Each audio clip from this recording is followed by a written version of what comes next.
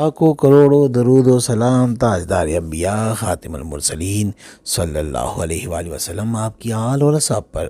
جو شخص گھر داخل ہوتے یہ چھوٹی صورت ایک دفعہ پڑھ لے، اللہ اس گھر میں پیسوں کا درخت لگا دیتا ہے، اس کی ساری گناہ معاف ہو جاتے ہیں۔ اعوذ باللہ من الشیطان الرجیم، بسم اللہ الرحمن الرحیم۔ السلام علیکم ورحمۃ اللہ وبرکاتہ۔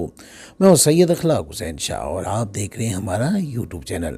حضرت عائشہ صدیقہ رضی اللہ تعالیٰ عنہا سلام اللہ علیہا فرماتی ہے کہ رسول اللہ صلی اللہ علیہ وآلہ وسلم نے ایک شخص کو کسی سریہ پہ بھیجا تو وہ اپنے ساتھیوں کی امامت کراتے ہوئے اپنی قرات کو قل هو اللہ احد پر ختم کیا کرتا تھا۔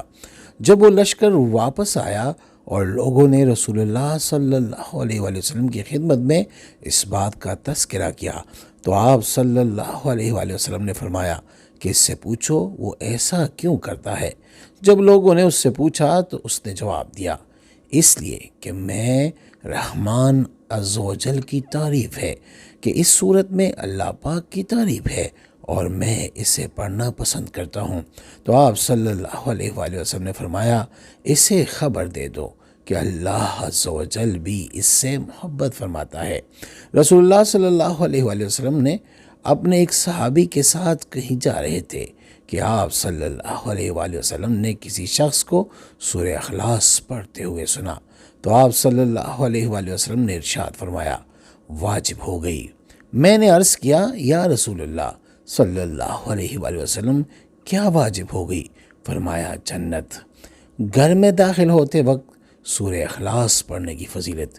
ویڈیو میں بڑھنے سے پہلے اگر ابھی تک آپ نے ہمارے چینل کو سبسکرائب نہیں کیا تو برائے مہربانی ہمارے چینل کو سبسکرائب کریں اور بیل آئیکن کو کلک کریں تاکہ ہماری ہر نئی آنے والی ویڈیو کا نوٹیفیکیشن آپ کو بر وقت مل سکے۔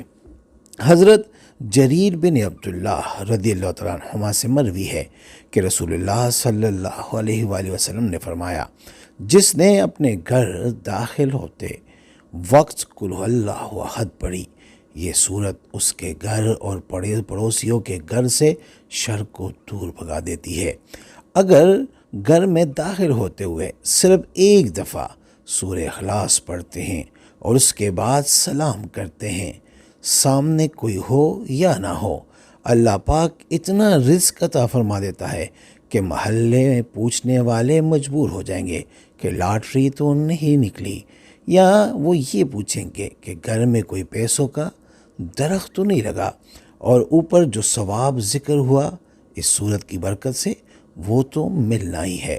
جس نے عمل کرنا ہے وہ 3 بار سورہ کوثر پڑھ کر نبی پاک صلی اللہ علیہ وآلہ وسلم کی پاک اور بلند بارگاہ میں ہدیہ کر کے اللہ اکبر لکھ دے، اجازت ہے۔ اور اگر کسی کو بتانا ہے تو اس کو کہیں وہ 3 بار سورہ فاتحہ پڑھ کر ہمیں ہدیہ کرے، اس کے بعد آپ ان کی جگہ کمنٹ میں یا رب لکھ دینا، ان کو بھی اجازت مل جائے گی۔ دعا میں یاد رکھیے اور اپنے دوستوں کے ساتھ بھی شیئر کریں۔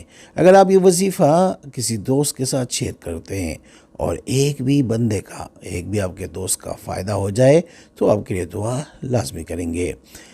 دعا میں یاد رکھیے اور اپنے دوستوں کے ساتھ بھی شیئر کریں۔ اے میرے مولا مولا کریم مجھے توفیق بخش کہ میں ایمانداری سے اپنے تجربات اور بزرگوں کا دیا ہوا علم خلق خدا کی خدمت کے لیے من وان پیش کر سکوں۔